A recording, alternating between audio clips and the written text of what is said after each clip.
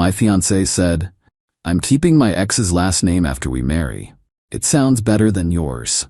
I nodded. Then I quietly returned the $8,000 wedding dress and booked a solo trip. What she found in her closet the next morning left her speechless. I, 29 male, was engaged to Vanessa, 27, for 6 months. Wedding planned for next spring.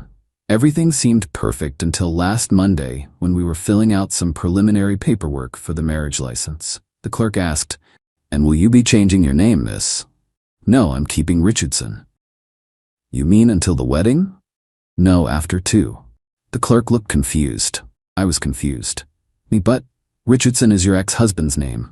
"I know." "So, you'll be Vanessa Richardson even after marrying me?" Obviously, Samuel Richardson sounds so much better than Samuel Kowalski. No offense, babe, but Polish names are so harsh. The clerk shifted uncomfortably. I sat there, pen frozen in hand. "You want to keep your ex-husband's name because it sounds better than mine? Don't be dramatic. It's just aesthetics. Richardson flows better. It's more professional." "Me professional?"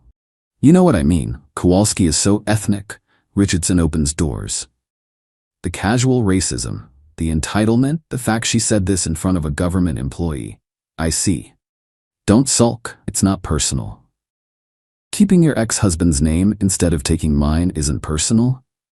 God, why are men so sensitive about names? It's 2024. This isn't about feminism. You're choosing your ex's name over mine. Because it sounds better.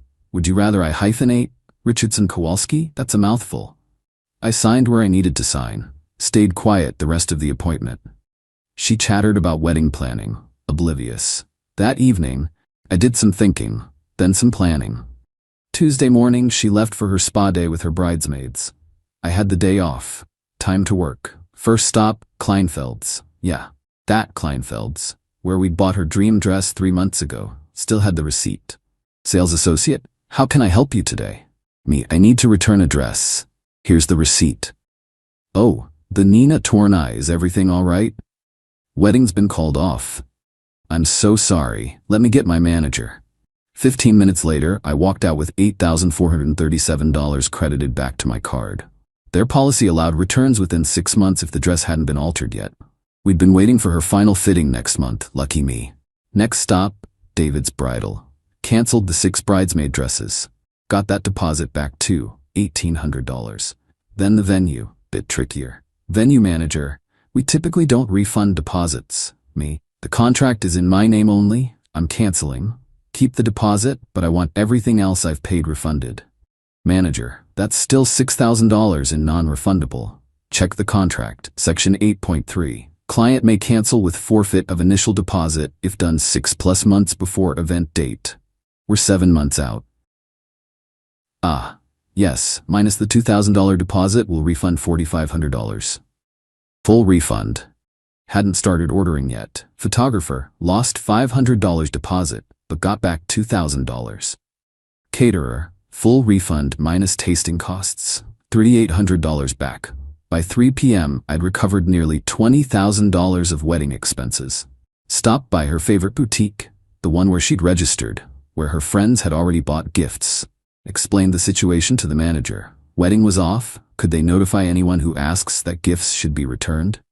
Manager looked sympathetic. Of course. How awful. Was it another woman? Another man, actually. Her ex-husband. She can't quit him. Let her make of that what she would. Final stop, travel agent. Booked a 2-week solo trip to Japan. Always wanted to go. Used part of the wedding refunds. First-class flights. Premium hotels. The works. Departure Thursday in 48 hours. Went home. Moved all her stuff from the bedroom to the guest room. Took her vision board for the wedding off the kitchen wall. Put up my trip itinerary instead. Then the pièce de résistance. In her closet where her $8,000 dress had hung in its pristine Kleinfeld bag, I left a note. "Since you prefer Richardson to Kowalski, I figured Richardson should pay for your dress. Good luck with that." The guy with the harsh name.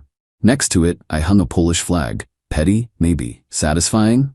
Definitely. She came home around 7, glowing from her spa day. "Vanessa, babe, you should see my nails. They're perfect for the wedding." I was on the couch, passport on the coffee table. Me, "That's nice. What's with the passport?" Trip to Japan. I leave Thursday. What? We didn't plan a trip. Me, I did. Solo trip. Solo? What about the wedding planning? What wedding? She laughed. Actually laughed. Don't be dramatic. I know you're upset about the name thing. There's no wedding, Vanessa. I canceled everything today. The smile slid off her face like makeup in rain. Update 1. Vanessa stood frozen for about 10 seconds. Then she bolted to the bedroom. I heard the closet door slam open, then silence. Then, what the hell? Where's my dress? She came storming back, holding my note and the Polish flag. You returned my dress? My dress, I paid for it. That was my dream dress. Should have dreamed of taking my name too. This is about the name? You canceled our wedding over a name? You kept your ex-husband's name because mine sounds too ethnic. Yeah, that's worth canceling. She started rage texting. I assumed her mom, her bridesmaids, her whole crew. Vanessa, you're psychotic. That dress took months to order. Maybe Richardson will buy you a new one. Stop saying his name. It's your name, the one you chose, the one that opens doors. Her phone started ringing. She answered. Mom? He's lost his mind. He returned my dress. I could hear her mom screeching through the phone. Because I'm keeping Richardson. More screeching. Apparently, this was news to Mom too. It's just a better name. It's not about Derek. Derek, the ex, name I tried to forget existed. Her mom's voice got louder, caught words like disrespectful and stupid girl. Vanessa hung up, turned on me. Happy? My mom's freaking out. Me. Tell her to call Mr. Richardson. She actually threw the Polish flag at me. I caught it. This is so stupid. It's just a name. Me, exactly, just a name, and you chose his. She tried calling the boutiques. David's Bridal first.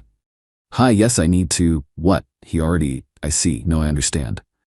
The Nina Tornai, yes, returned. Today? But I see. The original? 26-week waiting list? But my wedding is, I see. Each call, her face got paler. You returned everything? Canceled. Got my money back. Your money? We planned this together. With my credit cards in my name, just like your last name, the one you're keeping. She sat down hard on the couch. Vanessa, fine. We'll postpone.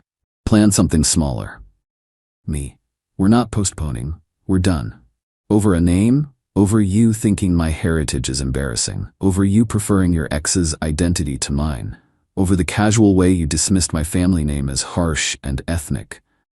I didn't mean it like that. Yes, you did. You meant exactly that. Her phone buzzed. Text from her friend Chloe. She read it, face crumbling. Vanessa. You told the registry we broke up? Me? Wedding's off. People should know. Chloe just returned my gift. She wants to know if I'm back with Derek. Are you? You're keeping his name. She started ugly crying. Not sad tears, angry tears. 3 years. You're throwing away 3 years. Me, you threw it away when you decided Kowalski wasn't good enough for you. Wednesday morning, the real chaos started. See, Vanessa had been very public about our engagement. Instagram influencer wannabe, 15K followers, daily wedding planning posts. The works. She woke up to notifications. Girl, is it true? Did you really refuse to take his name? Team Kowalski TBH. Wait, Richardson is your ex's name? Someone had screenshot her old posts, ones where she'd kept her ex's name after their divorce for professional reasons, now keeping it after remarrying. The optics were bad. She tried damage control, posted a story, taking a social media break. Some things are private. Comments flooded in. Private? You posted every wedding detail for months. So are you marrying Richardson again? Bro dodged a bullet. She deleted Instagram by noon. Update 2, the unraveling Wednesday afternoon. Her dad called me. I liked Gregory, solid dude. Immigrant himself, from Italy. Gregory, Samuel, what's this about a name? Me, she wants to keep Richardson after we marry.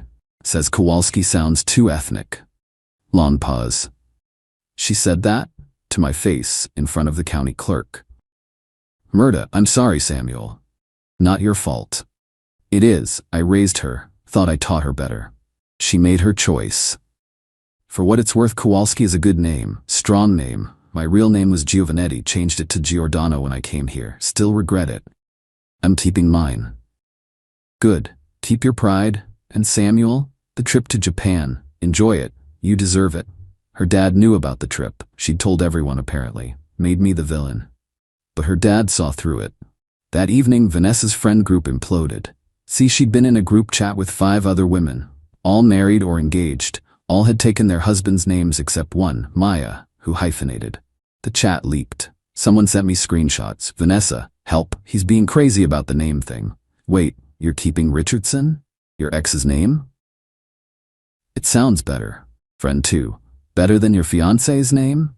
Kowalski is so, you know. Friend 3, no what? Ethnic, girl what? That's racist. It's not racist, it's just true. Friend 4, I'm Polish. You know what I mean? I really don't. This is gross. You're all overreacting, it's 2024. It's not about feminism if you're keeping your ex's name. Friend 4 left the chat, then friend 2, then Maya. By Thursday morning, my flight day, Vanessa was in full panic mode. Vanessa, you can't leave. We need to talk. We talked. You made your position clear. I'll hyphenate, me. Richardson Kowalski? You said that was a mouthful. Just Kowalski then. Because you want to, or because you want the wedding? Silence. That told me everything. This is so unfair. You're punishing me for being honest. Me, I'm not punishing you. I'm believing you. You told me who you are. I'm listening. She tried another angle. What about the deposits we'll lose? Already lost them, and got most of the money back. That's theft. Check your bank statements. I never touched your accounts, only canceled what I paid for. She actually checked, realized I was right. Her contributions were minimal. She bought some decorations, paid for the cake tasting, maybe $500 total. $8,000. The dress was $8,000. Should have been worth changing your name for. As my Uber arrived for the airport, Vanessa, if you get on that plane, we're over. We've been over since Kowalski is too ethnic. I'll tell everyone you abandoned me. Tell them the truth. You chose Richardson. I chose myself. Got in the Uber. Last thing I heard was her screaming about the Polish flag still hanging in her closet. Final update. 2 weeks later, Japan was incredible. Turned off my phone for most of it. Just existed. Ate amazing food, saw beautiful places, met interesting people, found peace. Turned my phone on briefly after week 1. 247 texts, 189 missed calls, 73 emails, mostly from Vanessa. Some highlights. Day 2, this is fixable, please come home. Day 3, I'll take your name. Day 5, my parents are so disappointed in me. Day 7, Derek heard what happened. He texted me laughing.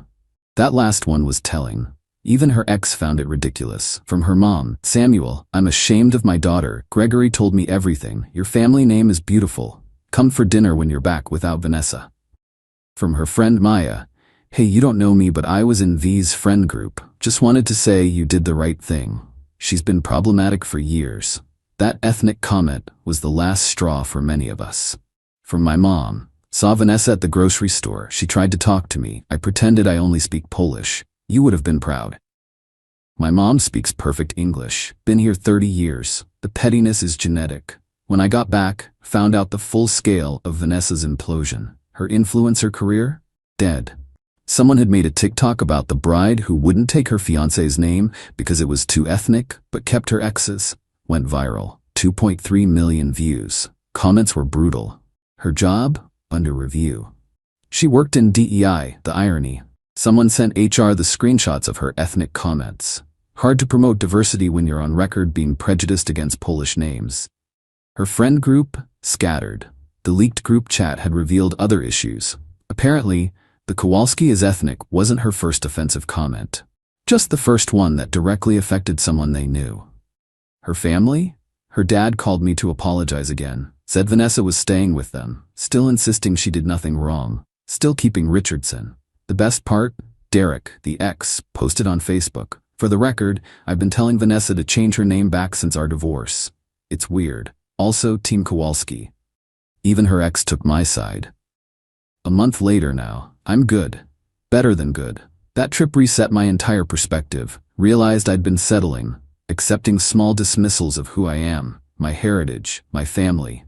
Started dating someone new, a nice woman named Anya, also Polish, thinks Kowalski is a beautiful name. Funny how that works. Vanessa, still single, still Richardson, apparently telling people I was abusive for canceling the wedding. Most people know the truth though. Hard to claim victimhood when you're on record calling Polish names harsh and ethnic. She texted yesterday from a new number. I hope you're happy. You ruined my life over nothing. I didn't respond. But I am happy. Happy I stood up for myself. Happy I didn't marry someone who was embarrassed by my heritage. Happy I kept my dignity and my name. The $8,000 wedding dress? Heard through the grapevine she tried to buy it again. But Nina Tornai released a new collection. Her dress was now last season, available at 40% off. She bought it anyway, still hanging in her closet at her parents' house. Still Richardson, still single. And me? Still Kowalski, still proud. Still have that Polish flag. It's hanging in my apartment, not in a closet but right in the living room, where everyone can see it. Turns out keeping your ex's name because your fiancé sounds too ethnic is a great way to end up with no fiancé at all. Just you, your ex's name, and a very expensive dress with nowhere to wear it. Karma's not always instant, but when it comes to disrespecting someone's heritage, it's pretty thorough. Na zdrowie.